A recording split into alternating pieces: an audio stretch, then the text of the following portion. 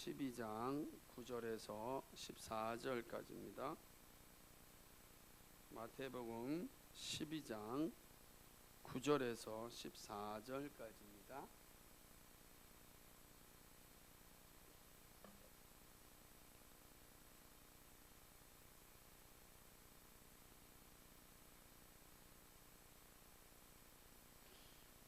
제가 9절부터 12절까지 14절까지 봉독해 드리겠습니다.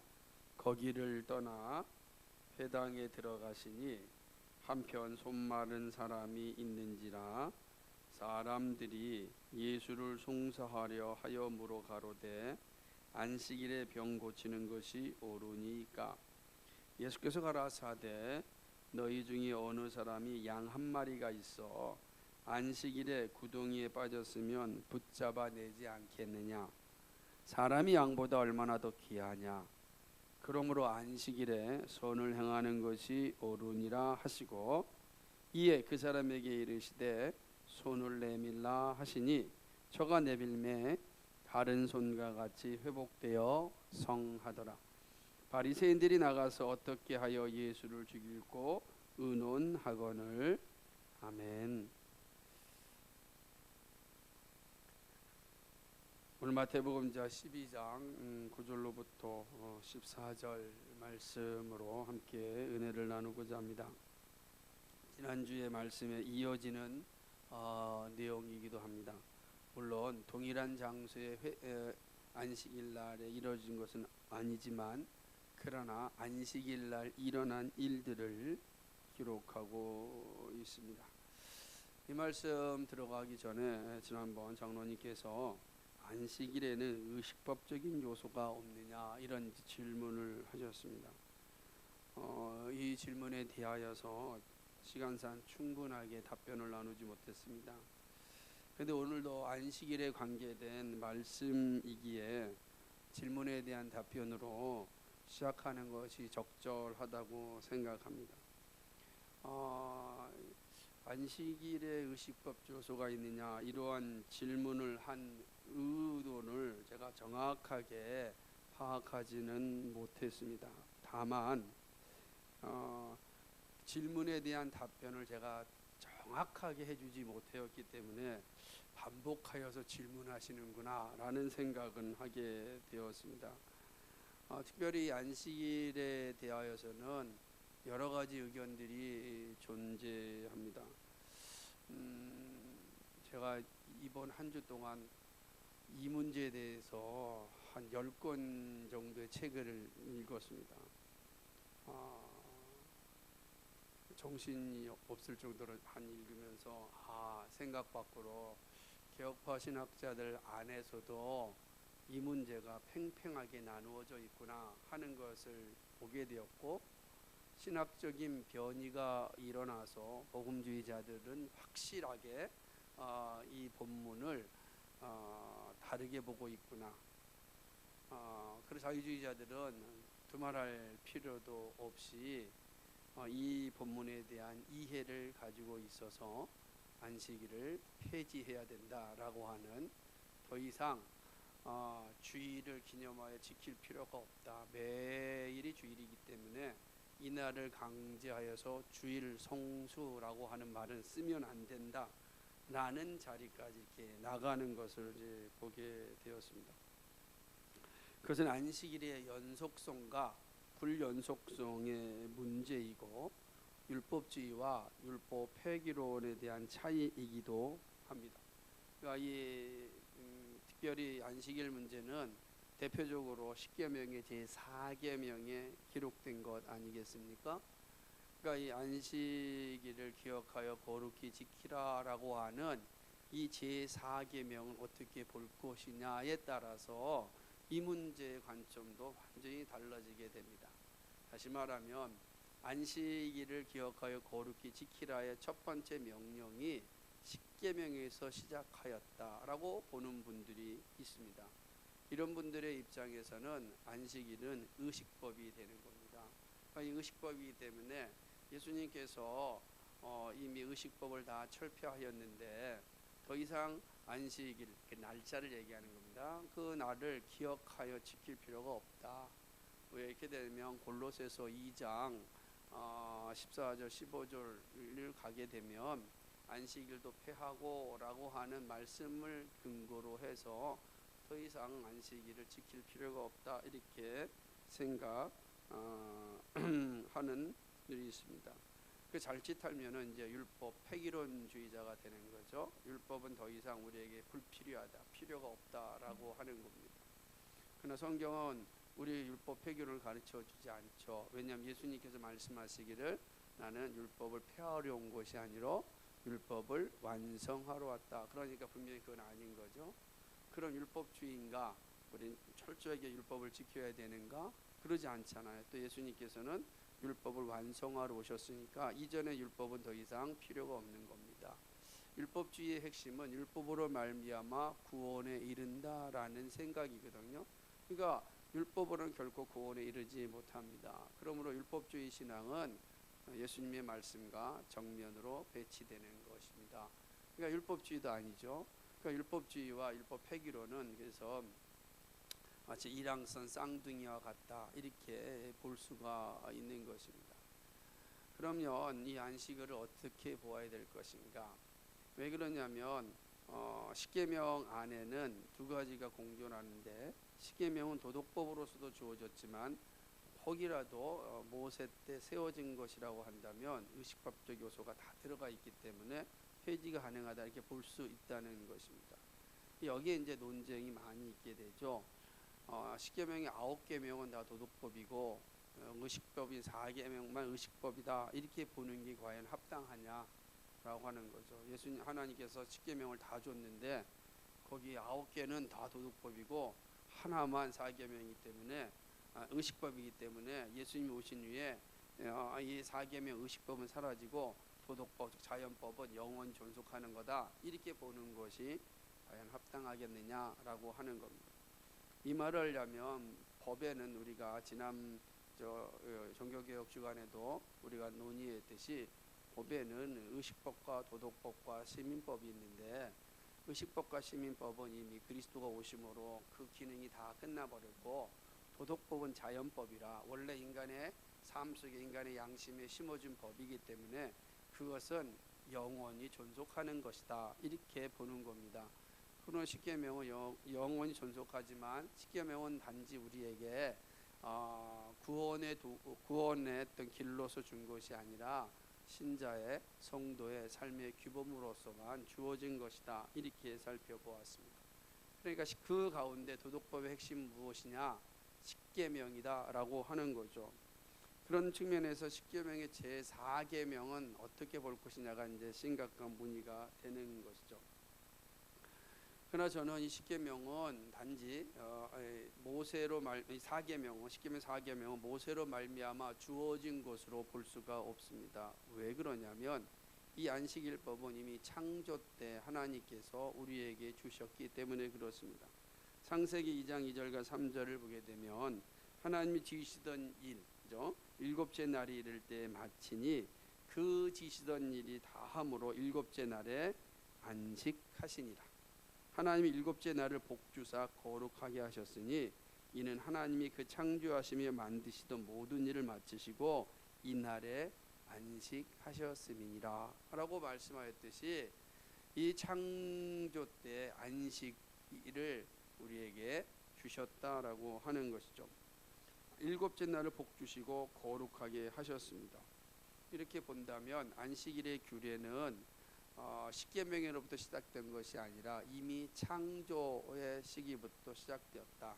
창조 때 주었던 십계명의 규례가 인간이 타락함으로 말미암아 훼손되고 그리고 많이 왜곡되어지므로 하나님께서는 다시 모세를 통하여서 이제는 양심의 법이 아니라 두 돌판에 정확하게 기록해 줌으로써 더 이상 잊어버리지 않게 하셨다. 그리고 마침내 예수 그리스도 오심으로 말미암아 우리의 신비에다가도 다 기록해 놓으셨다. 이렇게 이제 보는 것이죠. 그럼 안식일의 시작은 어디겠는가?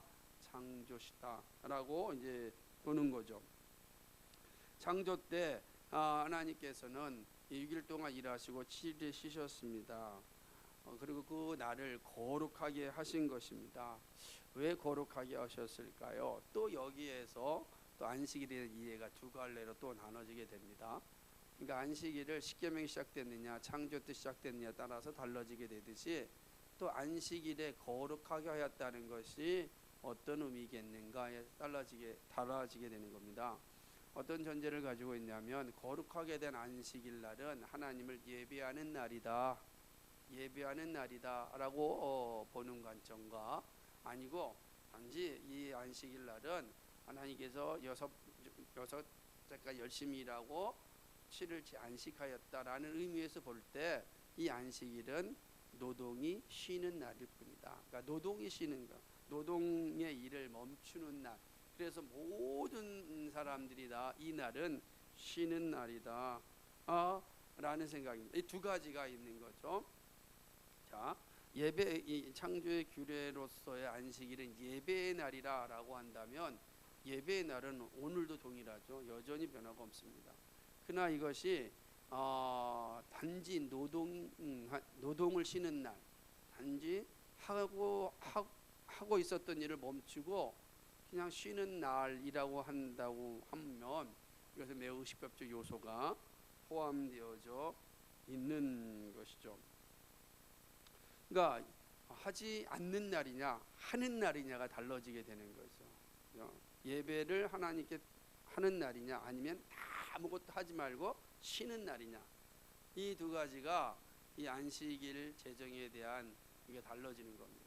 여기서도 이제 신학적인 차이가 크게 되어지는 거죠. 교보들과 종교개혁자들은 이 안식일은 철저하게 하나님을 예배하는 날이다 이렇게 선언하였습니다. 최근의 현대신학자들은 이것은 단지 노동을 멈추는 날이다, 쉬는 날이다라고 하는 거죠. 그래서 이 날에 일을 하는 것은 하나님의 안식법을 어기는 것이요 노동을 착취하는 것이다. 하나님께 대하여 저항하는 것이다 이렇게 보는 것입니다. 그럼 여기서 심각한 문제가 또 생기기도 합니다. 어쨌든 이제 이런 두 전제가 있는 것이 안식일에 대한 이해에 대한 보수인 것입니다.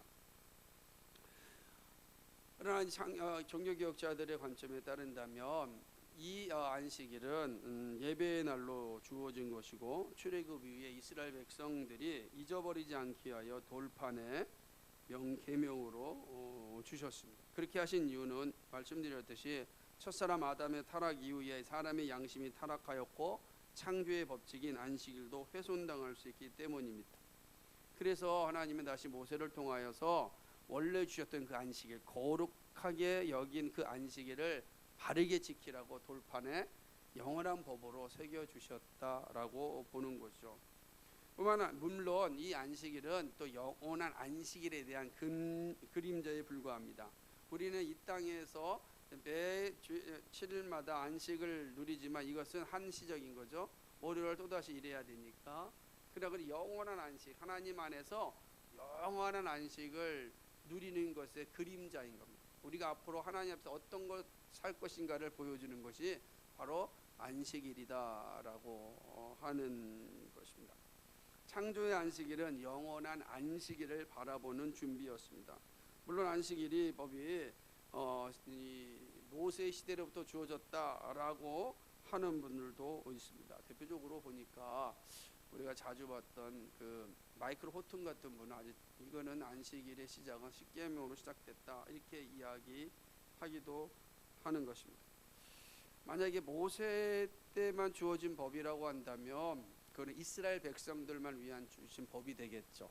우리가 시민법이 재판법이 이제 예수님이 오심으로 더 이상 우리에게 적용되지 않잖아요. 이스라엘 재판이 우리에게 적용되지 않죠. 그거 다 폐지된 거잖아요.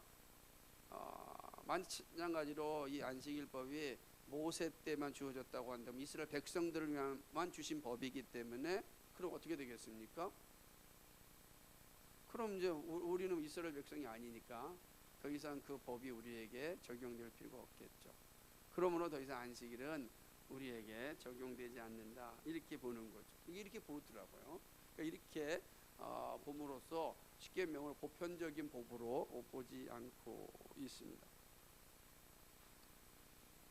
하지만 십계명 자체가 단지 이스라엘 백성들만을 위한 주신 그런 법이 아닙니다. 왜 그러냐면 창조 규례에 나타난 그런 모든 것들이 사실은 다 십계명 안에서 다시금 재확인되기 때문에 그런 겁니다. 하나님을 예배하고 하나님을 섬기라고 하는 것, 그것이 자체가 바로 십계명의 1, 2, 3계명에 명확하게 기록되어 있는 것을 보게 됩니다. 5계명부터 마지막 계명까지의 내용들도 이미 창조 규례 속에서 가르쳐 주셨던 것들이 이미 이 도덕법인 십계명 안에 기록된 것을 볼 때 4계명도 단지 이스라엘 백성들만 주신 법이 아니라 우주적인 보편적인 법으로서 우리에게 주어졌다라고 보는 것이 합당하다고 생각합니다. 이런 안식일이 이제 예수님의 오심으로 성취되고 부활로 말미암아 재창조의 첫날인 주일로 대치되었습니다. 자, 안식일이 이제 더 이상 우리에게 존재하지 않죠. 우리 안식일을 지키지 않습니까? 그죠? 안식일을 지키지 않아요. 오늘 우리가 지키는 주일이죠. 예수님의 구원 사건에 근거하여서 이 안식일이 주일로 대치된 것입니다. 서철원 교수는 이 안식일이 재창조의 날의 예표라 이렇게 얘기하는데, 처음 창조의 기념일인 안식일도 재창조의 날을 예표하였다.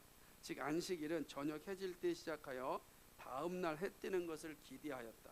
바로 저녁 해질 때 안식일 시작하여 다음 날 해 뜨기를 기대하는 것은 처음 창조가 마감되고 부활에 의해 도입되는 재창조를 바란 것의 예표라고 할 수 있다. 재창조의 첫날인 부활은 죄와 죽음을 이긴 날입니다. 그래서 이 주일은 새로운 인류가 조성된 날입니다. 그래서 죄와 죽음으로부터 해방된 자들이 모이는 날, 이게 바로 주일이죠. 이 주일은 바로 새로운 인류입니다. 재창조의 속에 포함된 새 인류라고 할 수가 있는 것입니다. 그래서 이 날에 우리가 모여서 하나님을 예배하는 것이죠. 마치 첫 창조의 마지막 날에 모여서 하나님을 예배하였듯이 재창조의 첫날인 이 날에 우리가 모여서 하나님을 예배하는 것이죠. 그러므로 안식일에서 주일로 바뀌는 것은 이런 구원사적인 변화지만 안식일에 원래 하였던 일이 뭡니까? 하나님 예배하는 거예요. 주일날 하는 일이 뭡니까? 예배하는 겁니다. 그럼 안식일은 뭘로 주어진 겁니까? 예배의 날로 주어졌다. 주일도 어떤 날로 주어진 겁니까? 예배의 날로 주어졌다라고 하는 겁니다. 안식일은 이제 더 이상 존재하지 않죠. 왜냐하면 그 안식일의 기능은 예수님이 오심으로 끝났기 때문에 보는 겁니다.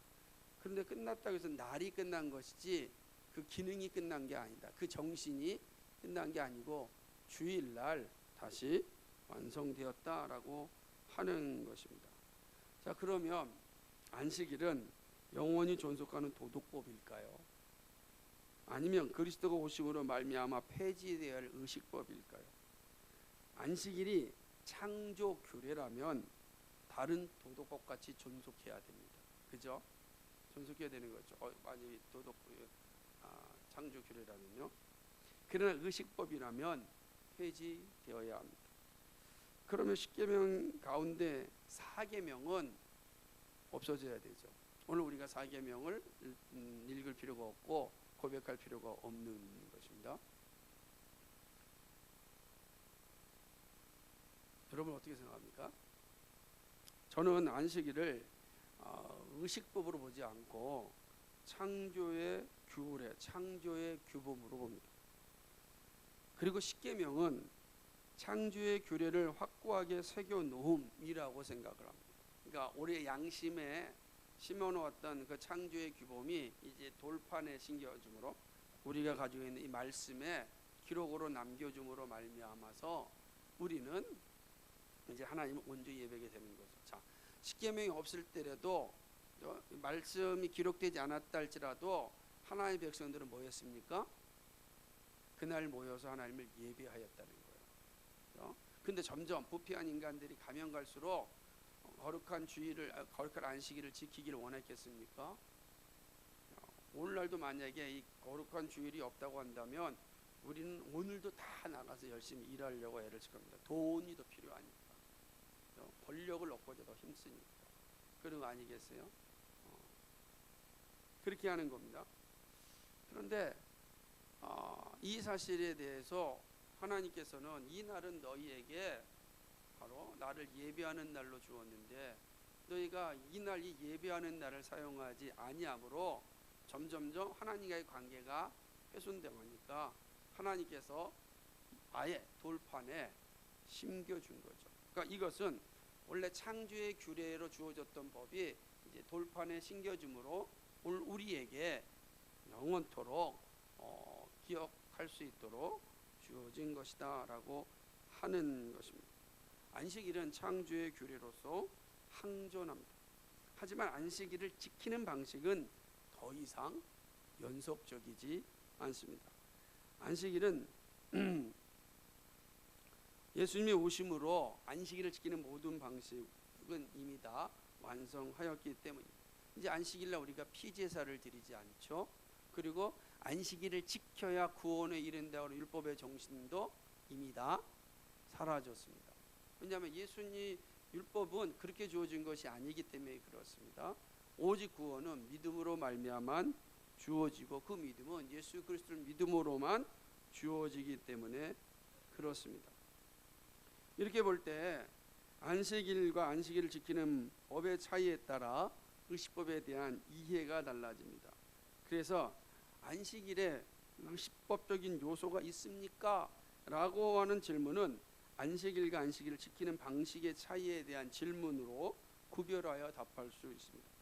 안식일 그 자체는 창조의 규례입니다. 그렇다고 해서 마지막 첫째 마지막 날을 얘기하는 것이 아니라 안식하는 날을 이야기하는 겁니다. 그 안식하는 날은 창조 때는 쉬고 6일째 7일째 안식했기 때문에 그것은 이미 그리스도가 오심으로 부활의 날을 대치되므로 그 날 자체는 이제 사라졌습니다. 그럼 우리가 그 날 지켜야 됩니까? 지키지 말아야 됩니까? 그 날은 지킬 필요가 없는 거죠. 그 날은 여기에서 이제 안식교인들과 우리가 달라지는 거예요. 안식교인들은 여전히 그 날도 바로 연속된다라고 보는 거예요. 그래서 안식교인들은 제7일 안식교인들은 언제 예배드리죠? 지금 토요일 날 예배드립니다. 토요일 날. 근데 우리 뭐죠? 이미 그 날은 의식법적 요소가 있었기 때문에 주님 오심으로 말미암아 폐지됐습니다. 이제 우리는 어떻게 되는 거예요? 이제는 정하지 않을 때는 어디요? 이제는 예수님이 오심으로 아무 때나 모든 날이 어떤 날이 되는 겁니까?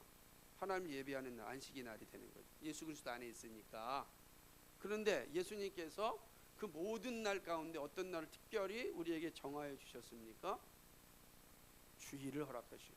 그 주일은 단지 실용적인 측면에서 주어진 것이 아니라 구원사적 관점에서 주어진 거예요.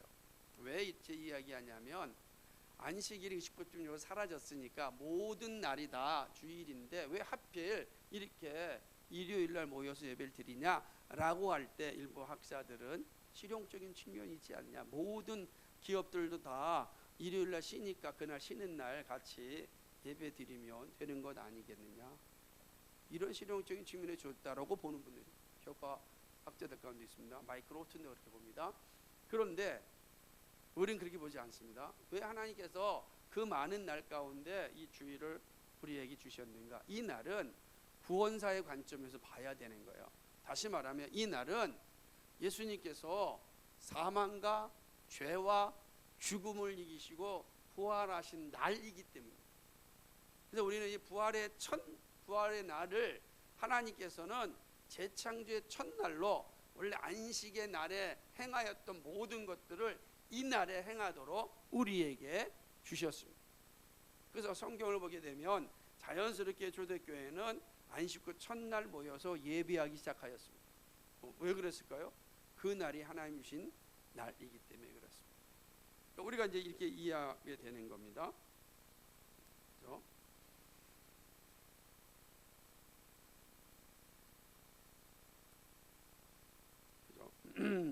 이제 의식법은 그리스도의 오심으로 이제 다 성취된 것입니다. 자, 이것을 명확하게 보여준 사건이 뭐냐면 헤롯 성전이 파괴된 것입니다.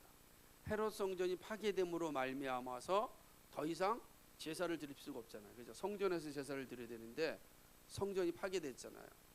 그러니까 안식일 날 예배 드릴 곳이 없는 거예요. 왜냐하면 유대인들은 어디서 예배를 드리냐? 안식일 회당 성전에 가서 예배를 드려야 되는데 성전 자체가 없어졌어요. 그러니까 안식일 자체가 어떻게 된 거예요? 사라진 거죠. 그러니까 물리적으로 이제는 안식일 의식법이 사라지고 만 것입니다. 그러나 의식법으로서 성전은 파괴되었으나 뭐가 남아 있어요? 아니, 늘 그날을 거룩히 지키려고 했던 본질은 남아 있지 않겠습니까? 남아 있는 거죠. 본질과 정신은 여전히 존속하는 것입니다. 그러므로 주일은 성전으로서, 건물로서의 성전은 다 사라졌습니다. 그러나 뭐만 남아 있습니까? 안식일의 정신과 본질은 여전히 연속합니다. 그러니까 의식법으로서의 요소는 다 사라졌고, 그러나 오로지 이 날은 그 정신은 여전히 유지되고 있다라고 하는 것입니다. 그러니까 이제 이렇게 보면 창조의 규례로서 안식일이 우리에게 주어졌고, 십계명은 그 창조의 규례를 도덕법으로서 규정하여 줬습니다. 도덕법은 안식일을 지키는 유대인들에 의하여서 의식법적인 요소가 들어왔습니다.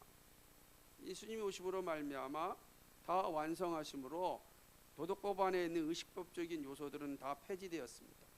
그리고 도덕법적인 이 4계명은 이제 주일로 대치되어서 오늘 우리가 예배를 드리는 겁니다.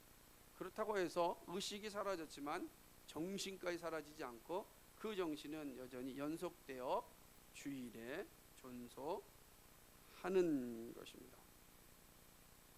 즉 도덕법으로서의 안식일은 주일로 대치되었고, 그리고 도덕법은 언제나 삶의 규칙으로 주어졌습니다.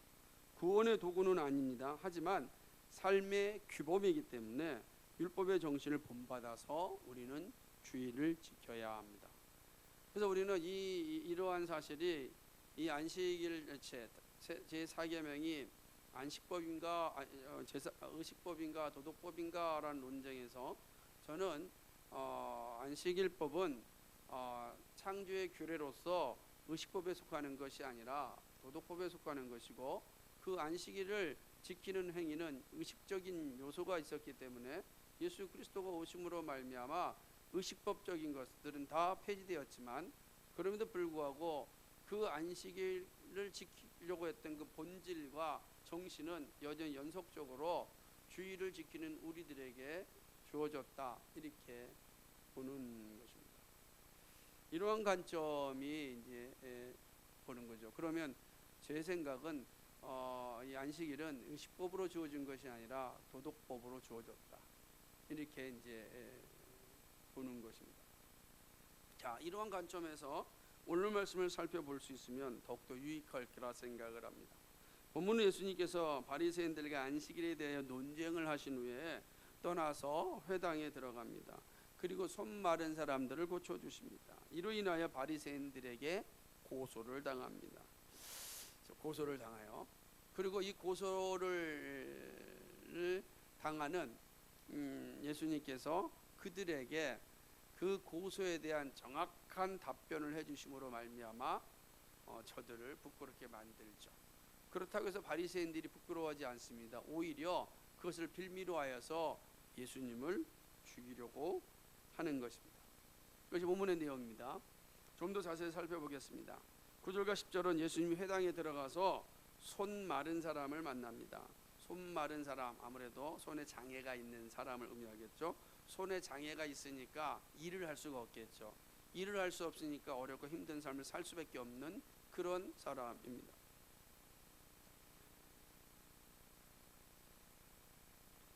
손 마른 사람 앞에 예수님이 서 있자 이제 바리새인들이 기회를 노리고 예수님을 향하여 질문을 합니다. 그것은 바로 안식일에 병 고치는 것이 옳으냐라는 묻습니다.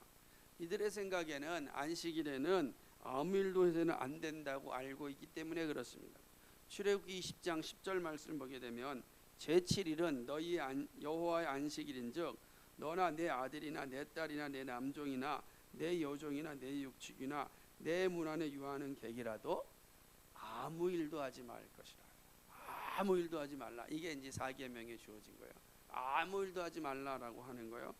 그러니까 이 아무 일도 하지 말라는 이 말씀 문자 그대로 이들은 받아들여서 안식일에는 어떠한 일도 해서는 안 된다라는 생각을 가지고 있는 거예요.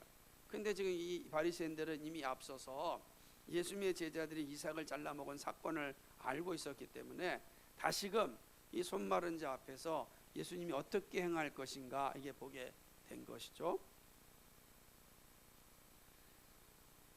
그래서 아마 이 일에 더욱더 집중하였던 것 같습니다.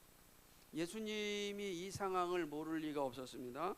그래서 유대인들이 잘 알고 있는 말씀을 통하여서 답변을 합니다. 이 얘기죠. 안식일에 구덩이에 양이 빠졌으면 붙잡아 내지 않겠느냐.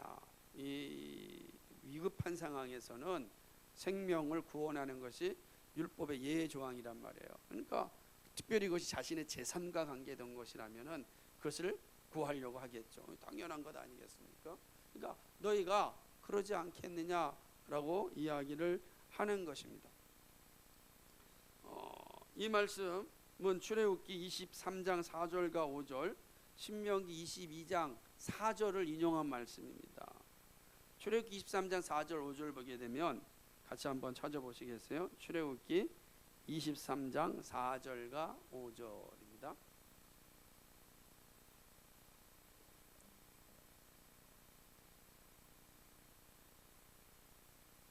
시작. 네가 만일 내 원수의 길 잃은 소나 나귀를 만나거든 반드시 그 사람에게로 돌릴지며 내가 만일 너를 미워하는 자의 나귀가 짐을 싣고 엎드러짐을 보거든 삼가 버려두지 말고 그를 도와 그 짐을 부리울지니라.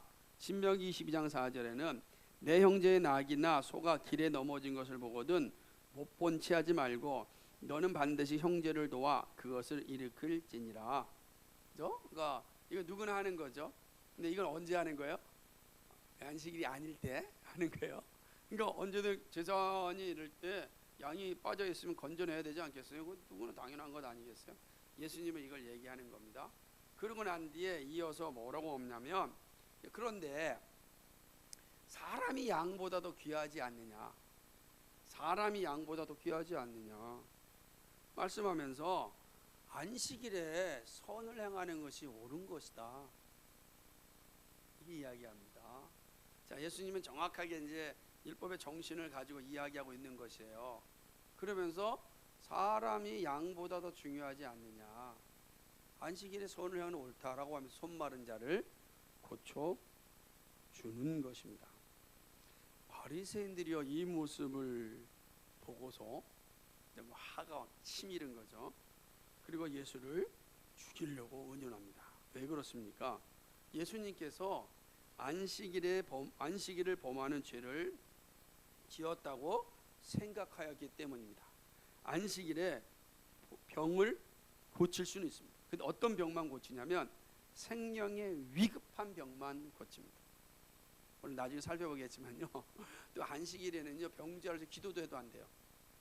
제가 오늘 여러분에서 기도하면 큰일 나는 거예요. 옛날 법에 의하면. 이게 우스운 거죠. 그 자체도 일이라 생각한 겁니다. 가서. 그러니까 이런 생각을 이제 가지고 있었던 것입니다. 그런데 볼 때 지금 손 마른 자가 위급한 사람입니까?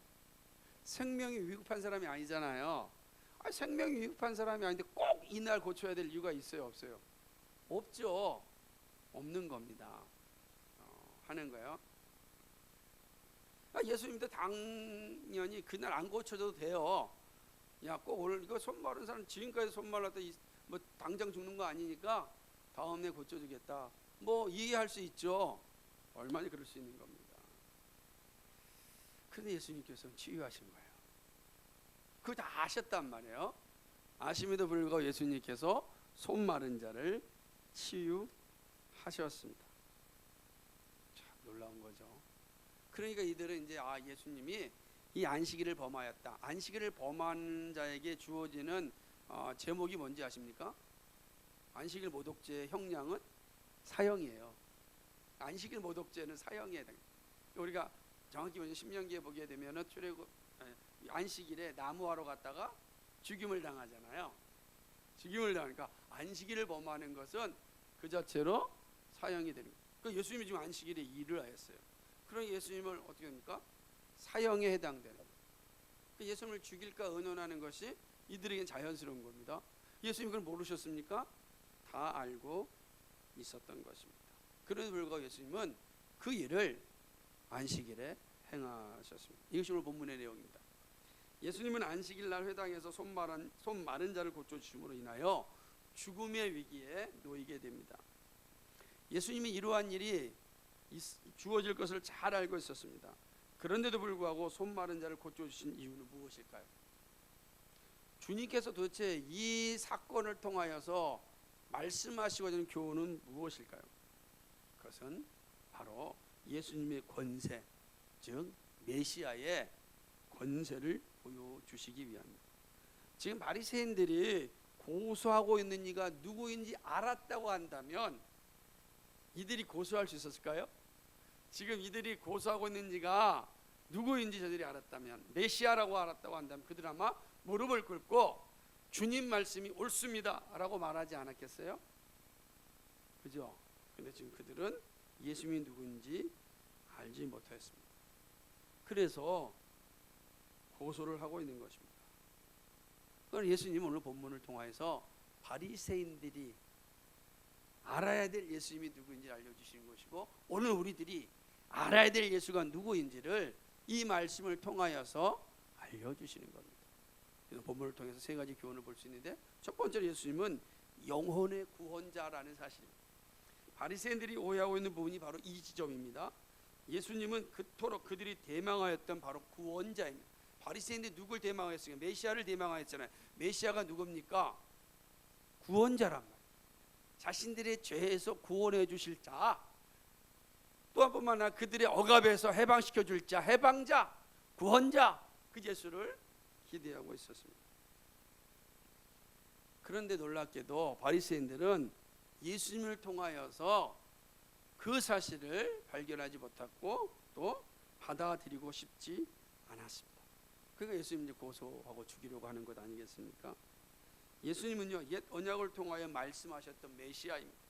즉 옛 언약의 성취자이시며 새 언약의 본질입니다. 그러므로 누구든지 예수님 안에 있으면 구원을 받습니다. 사도 바울이 빌립보 감옥에서 이 사실을 증거하지 않았습니까? 주 예수를 믿으라, 그리하면 너와 내 집이 구원을 얻으리라. 예수님의 구원은 영적인 구원과 함께 육적인 치료도 함께 하십니다. 예수님이 구원자이심은 바로 참된 치료자이기 때문입니다. 특별히 예수님은 한 영혼을 소중하게 여기십니다. 예수님은 한 영혼을 구원하시기 위하여 오셨습니다. 잃어버린 한 영혼을 구원하러 오셨습니다. 의인이 아니라 죄인을 위하여 이 땅에 오신 것입니다. 마태복음 18장 12절과 14절에서 이 사실을 분명하게 기록하고 있습니다. 찾아볼까요? 마태복음 18장 12절과 14절입니다. 같이 읽겠습니다. 시작. 너희 생각엔 어떻겠느냐? 만일 어떤 사람이 양 100마리가 있는데 그 중에 하나가 길을 잃었으면 그 99마리를 산에 두고 가서 길 잃은 양을 찾지 않겠느냐? 진실로 너희에게 이르노니 만일 찾으면 길을 잃지 아니한 99마리보다 이것을 더 기뻐하리라. 이와 같이 이 소자 중 하나라도 이루어지는 것은 하늘에 계신 너희 아버지의 뜻이 아니니라. 아멘. 잃은 양 하나를 소중하게 여기시는 분이 바로 예수님입니다. 바리새인 이걸 모르는 겁니다. 예수님이 한 영혼을 위하여 오신 거예요. 지금 손 마른 자 한 영혼, 그의 영혼을 소중히 여기시는 주님이십니다. 바리새인은 의식을 중요하게 여겼어요. 나를 중요히 여겼습니다. 예수님은 뭘 중요히 여긴 겁니까? 영혼을 중요시 여긴 것입니다. 그러므로 예수님은 손 마른 한 사람을 치유하셨습니다. 손이 말랐다는 것은 손에 장애가 있어서 일을 할 수 없는 사람을 의미합니다. 사회적인 약자라는 뜻입니다. 그러나 주님의 눈에는 그는 매우 사랑스러운 자녀였습니다. 사람들은 사회적 약자를 무시할 수 있을지 모르지만 우리 주님의 눈에는 사랑스러운 자녀였습니다. 예수님은 단지 손 마른 질병을 고치는 것에 끝나지 않았습니다. 영혼도 영혼 구원도 함께 하십니다. 오늘 13절 말씀해 보니까 이에 그 사람에게 이르시되 손을 내밀라 하시니 저가 내밀면 다른 손과 같이 회복되어 성하더라. 그렇게 했습니다. 다른 손과 같이 회복되었습니다. 완전해진 거죠. 불완전히 완전함으로 회복된 것입니다. 불완전한 자였어요. 근데 완전해진 겁니다. 단지 손이 나섰다고 해서 완전해진 건 아닙니다. 그의 삶도 그의 영혼도 회복되었다는 것입니다. 우리는 그 사실을 중풍병자의 사건에서 알 수 있잖아요. 예수님이 중풍병자를 고치실 때 뭐라고 말씀하셨습니까? 내 죄사함을 받았느니라. 지금 중풍병자가 왔는데 예수님이 하신 말씀은 내 죄사함을 받았느니라 라고 하는 겁니다. 예수님이 단지 그냥 사람의 육체적 질병만 고쳐주는 분이라고 한다면 그럼 우리 구원자가 아니죠. 그냥 의사일 뿐이죠. 예수님의 치유에는 뭐가 있습니까? 영혼의 치유까지 함께 있는 겁니다. 손 마른 자를 고쳐주셨습니다. 한 영혼을 소중히 여기시는 분이죠. 한 영혼을 찾으시는 분이죠. 영혼의 구원자이시다 라는 사실이 오늘 예수님은 우리에게 가르쳐 주시는 겁니다. 두 번째로 예수님은 복음과 함께 고난받기를 기뻐하시는 분입니다. 사실 예수님 자체가 복음입니다. 복음이에요. 예수님 자체가 복음이잖아요. 예수님은 복음 앞에 어떻게 살아야 하는지를 행동으로 보여주셨습니다. 복음이 기쁨이고 행복임을 누구나 다 알고 있어요. 아마 우리 가운데 복음이 기쁜 소식이라는 것을 모르는 분이 없을 겁니다. 그러나 고난이 오면 복음을 기뻐하는 일에 주저주저합니다. 복음의 기쁨이 고난의 현실 앞에서 축소되기 때문입니다. 이것이 복음을 부끄러워하는 신앙입니다. 아마도 복음을 부끄러워하는 교회가 낳은 열매가 아닐까요? 복음을 부끄러워하는 교회에 다니는 성도들은 복음을 부끄러워하는 신자가 되지 않을까요? 복음을 부끄러워하는 것, 그것은 주님과 관계가 없는 신앙인 것입니다. 예수님은 복음과 함께 고난받기를 부끄러워하지 않았습니다. 오히려 복음과 함께 고난을 받았습니다. 그것은 복음이 고난을 능히 이길 수 있기 때문입니다. 예수님은 바리새인들이 자신을 고소하고 죽일 수 있음을 잘 알고 있었습니다. 이들의 질문이 얼마나 악한 의도를 가지고 있는지 알고 있었습니다. 그러므로 얼마든지 피할 수 있는 거예요. 손자병법에 그죠? 저를 알고 나를 한번 승리고 가장 확실한 것은 도망치는 거라 그랬어요. 저걸 도망치는 거야. 36개 도망치는 거. 그러는 것이 아주 뛰어난 지도력이라고 그랬어요. 예수님 보니까 저걸 다 아는 거예요. 도망가면 되죠. 대꾸 안 하면 되잖아요. 예수님은 세상의 방법대로 살지 않으신 거예요. 그렇게 행하지 않았다라고 하는 거죠. 왜 그렇습니까? 복음이기 때문에. 복음 앞에서는 도망칠 이유가 없는 거예요. 이들의 질문에 악한 의도를 가지고 있었지만 개의치 않았습니다. 같은 사건을 다루고 있는 마가복음 3장 5절과 누가복음 6장 8절을 보면 예수님의 마음이 더 정확하게 나타납니다. 마가복음 3장 5절에 보게 되면 저희 마음의 완악함을 근심하사 노하심으로 저희를 둘러보시고 그 사람에게 이르시되 내 손을 내밀라 하시니 그가 내밀매 그 손이 회복되었더라. 저들이 뭘 보았습니까? 완악함을 본 거죠. 그리고 화가 나신 겁니다. 왜 화가 나셨습니까? 이들이 지금 안식일을 뭐 하고 있어요? 잘못 지키고 있습니다. 화가 난 거예요. 한 영혼이 중요함을 그렇게 안식일은 자비를 베푸는 것, 제사가 아니라 자비를 베푸는 것이라고 말해 주었음에도 불구하고 이들은 여전히 그 의식에 사로잡혀 있는 것을 통하여서 화가 난 겁니다. 누가복음 6장 8절을 보면 이렇게 기록합니다. 예수께서 저희 생각을 아시고 손 마른 사람에게 이르시되 일어나 한가운데 서라 하시니 저가 일어나 서거늘 예수께서 저에게 이르시되 내가 너에게 묻노니 라고 얘기합니다. 예수께서 저희의 생각을 아셨어. 어떤 생각을 아신 겁니까? 예수님을 고소하려고 하는 생각을 아셨다는 거예요. 그리고 이 일에 자신이 큰 고난을 당할 것임을 아신 거예요. 저들이 쳐놓은 그 올무에 잡혀 들어가는 걸 예수님이 아셨다는 거예요. 그런데 손 마른 자를 고쳐 주셨습니다. 저들에게 고소의 빌미를 줄 수 있음을 아셨지만 안식일에 해야 할 일이 무엇인지를 알려주셔야 했습니다. 즉 복음을 바르게 전하는 일에서 물러서지 않았습니다.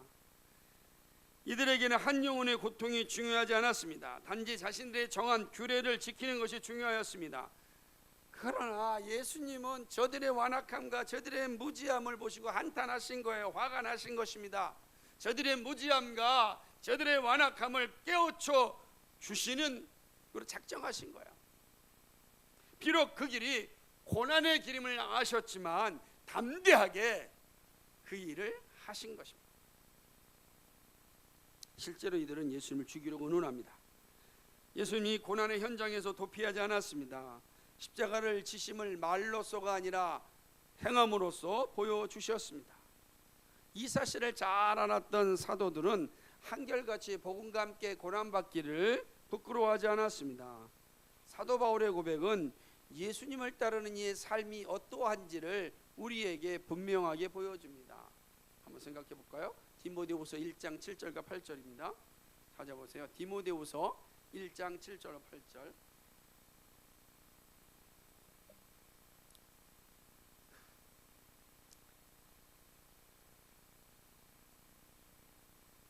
같이 있습니다. 시작. 하나님이 우리에게 주신 것은 두려워하는 마음이 아니요 오직 능력과 사랑과 근신하는 마음이니 그러므로 네가 우리 주의 증거와 또는 주를 위하여 갇힌 자 된 나를 부끄러워 말고 오직 하나님의 능력을 좇아 복음과 함께 고난을 받으라. 아멘.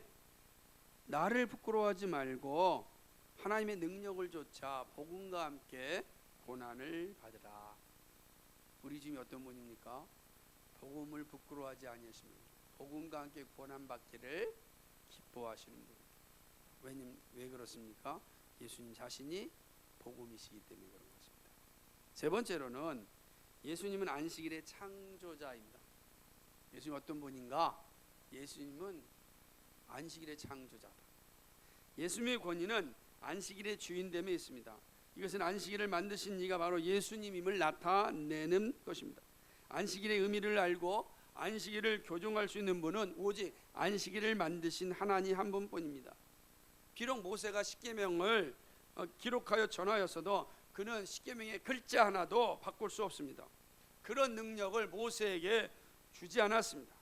그러나 예수님은 십계명을 만드신 분입니다.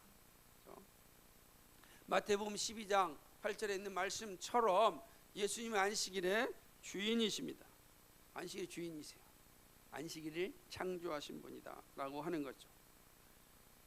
그렇게 안식일이 무엇을 위한 있는 날임도 정확하게 알고 계신 분입니다. 유대인들은 자신들이 지키는 의식에 따라 안식일을 지켰습니다. 그 가운데 안식일에는 병자를 위하여 기도하는 것도 그 많은 무리들도 있었습니다. 너무 쉽지 않습니까? 지금 안식일에 아파서 힘들어 있는데 그들을 위해서 기도하는 것도 안식일을 범하는 것이다 그래서 기도해 주지도 않은 거예요.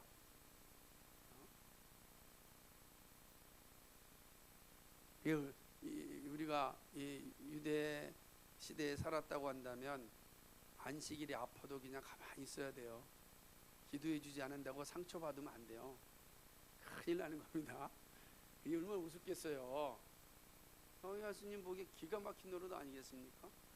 내가 안식일을 만든 자로서 안식일을 그런 일을 위하여 준 것이 아닌데 어찌하여 안식일을 이렇게 훼손하였는가? 그래서 예수님은 이 안식일을 원래의 의미로 회복하시기로 작정하신 겁니다. 그리고 그들에게 안식일이 어떠한 날인지를 정확하게 알려주시기로 작정하셨습니다. 안식일의 의미를 정확하게 교정하여 주신 것입니다. 그것이 바로 오늘 우리가 읽은 11절과 12절 말씀입니다. 우리 이 말씀을 다시 한번 읽어볼까요? 11절과 12절 시작. 예수께서 가라사대 너희 중에 어느 사람이 양 한 마리가 있어 안식일에 구덩이에 빠졌으면 붙잡아내지 않겠. 사람이 양보다 얼마나 더 귀하냐. 그러므로 안식일에 선을 행하는 것이 옳으니라 하시고. 아멘. 예수님은 양 한 마리가 구덩이에 빠졌으면 붙잡아내는 것이 합당하다고 이야기합니다.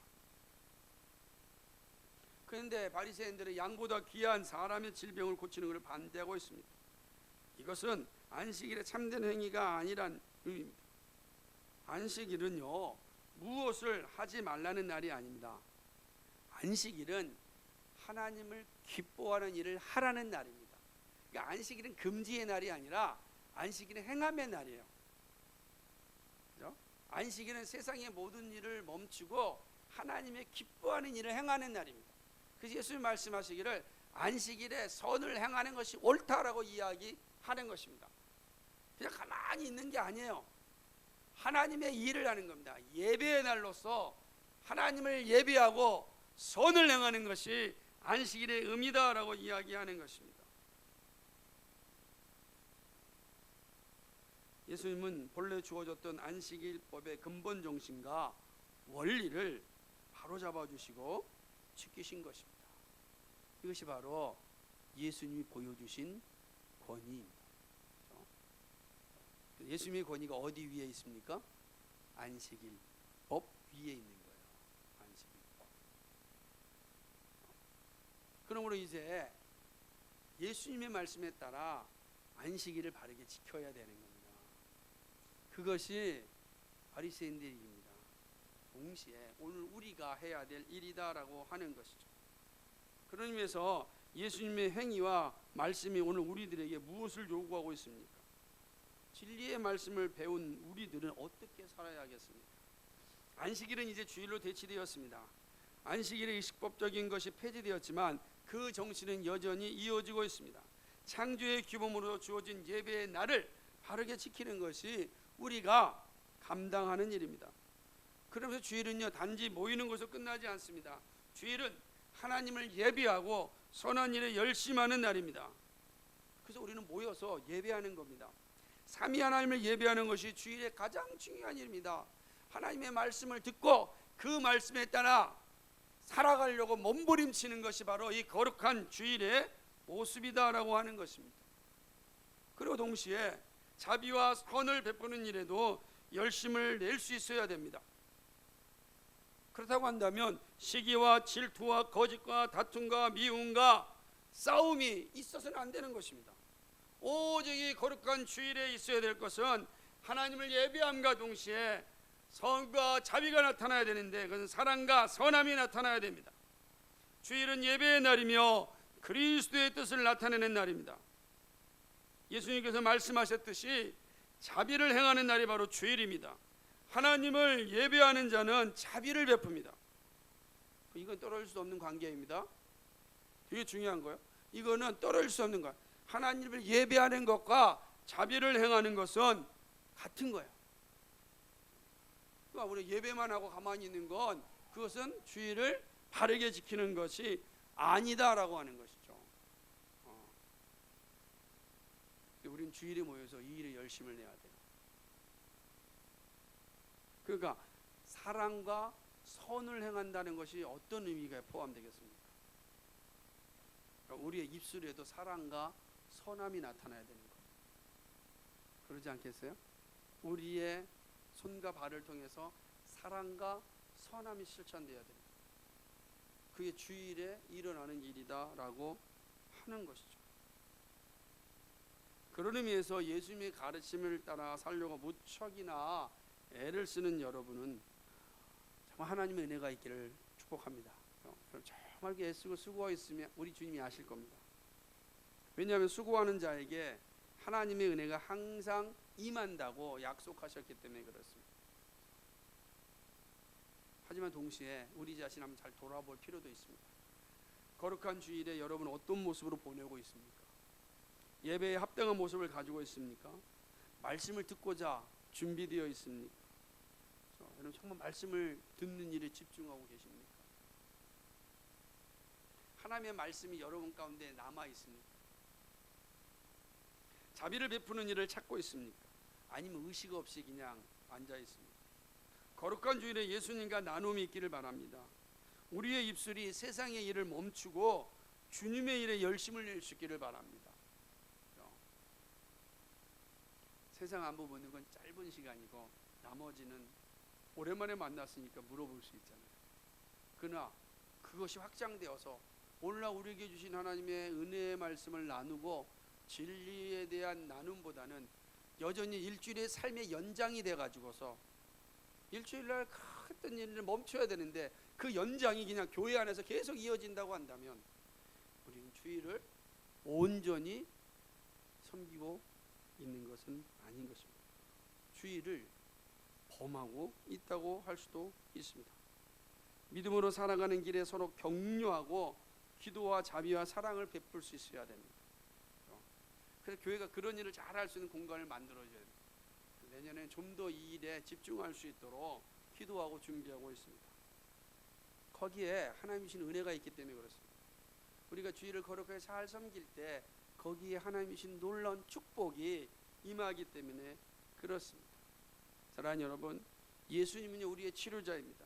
그리고 창조주입니다. 복음과 함께 고난받기를 기뻐하시는 분입니다. 그 주님이 우리에게 십자가를 지고 나를 따라오라고 말씀하십니다. 주님의 초청에 응답할 수 있기를 바랍니다. 특별히 거룩한 주일 하나님을 온전히 예비하고 자비와 선을 행하기에 힘쓸 수 있는 참 하나님의 자녀들, 그래서 하나님이 예비하신 놀라운 복을 충만하게 누릴 수 있는 그런 하나님의 사람들이 되기를 주님의 이름으로 간절히 축복합니다.